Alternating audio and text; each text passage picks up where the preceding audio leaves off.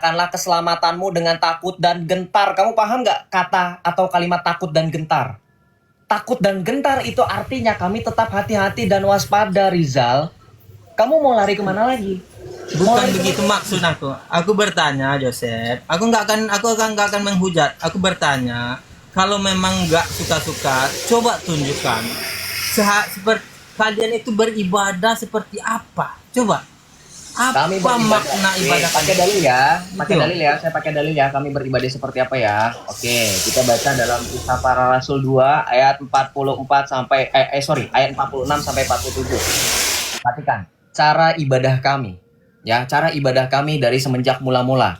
Kisah Para Rasul 2 ayat 46 sampai 47. Cara hidup jemaat yang pertama. Dengan bertekun dan sehati mereka berkumpul tiap-tiap hari dalam bait Allah. Mereka memecahkan roti di rumah masing-masing secara bergiliran dan makan bersama-sama dengan gembira dan tulus hati, sambil memuji Allah, dan mereka disukai semua orang. Tiap-tiap hari Tuhan menambah jumlah mereka dengan orang yang diselamatkan. Artinya apa? Tiap-tiap hari kami berkumpul dan beribadah. Dari mana kami suka-suka? Mau bukti? Kamu sekarang, saya kasih jadwal ibadah misa gereja Katolik. Itu tiap hari ada.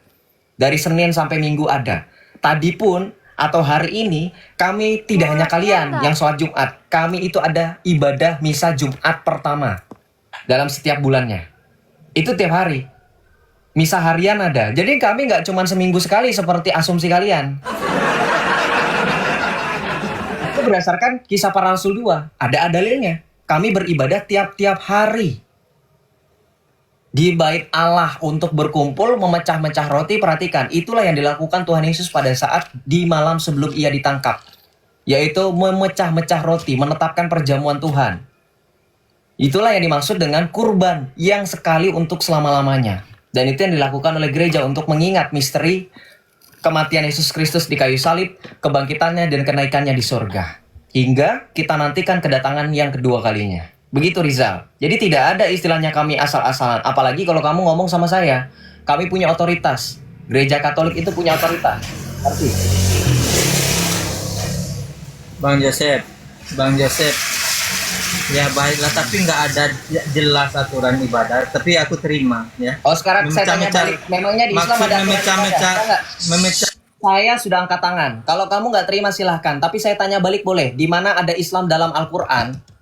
Ada sholat diatur dari mulai niat, dari mulai takbiratul ihram. Saya minta ya secara detail dari Al-Qur'anmu. Takbiratul ihram, dari ruku, sujud, duduk di antara dua sujud dan seterusnya. Ada nggak? Dituliskan secara rinci. Cara kamu sholawat. Cara kamu sholat. Ada? Tata caranya. Ada? Jawab silakan. Ada Bang Joseph. Oke, di mana? Dalam Al-Qur'an surah apa, ayat berapa? Dituliskan secara terperinci ya. Ingat ya, terperinci. Di mana? Lengkap semua, tapi Bang Joseph ingat ya. Di mana? Maka Allah menyampaikan, di mana? Tidaklah nabi kami itu berkata, ya, Di mana? dengan hawa nafsunya, melainkan wahyu yang diwahyukan, ya. Iya, di mana? Saya nggak nanya nabi kamu punya nafsu apa enggak, Jal. Saya nanyanya di mana? Di dalam ayat Al-Quran orang Islam disuruh terperinci cara mereka sholat, dari mulai takbiratul ihram, ya, dari mulai bersedekah, dari mulai baca doa iftitah, dari mulai doa Al-Fatihah, baca kemudian ruku, bacaannya subhana rabbiyal azim wa bihamdihi. Di mana? Di mana?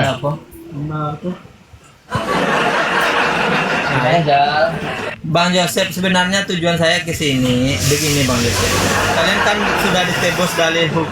Saya sudah jawab. Tujuan kamu di sini bertanya, saya sudah jawab berdasarkan dalil. Dalil saya sudah tepat sesuai dengan pertanyaan kamu. Nah, turunkan, baguslah. Tujuan saya menjawab, kamu sudah pakai dalil, kamu tidak mampu jawab balik, ya sudah, berarti kamu lari. Loh, makanya saya bilang gitu loh. Paham nggak teman-teman Islam? Jangan kamu pikir di otak kamu Alkitab itu seperti tutorial memasak, ngerti nggak? Ada buku-buku resep gitu loh. Teman-teman tahu ya, yang ibu-ibu pasti tahu. Resep dari mulai alat bahan dituliskan, nggak kayak gitu.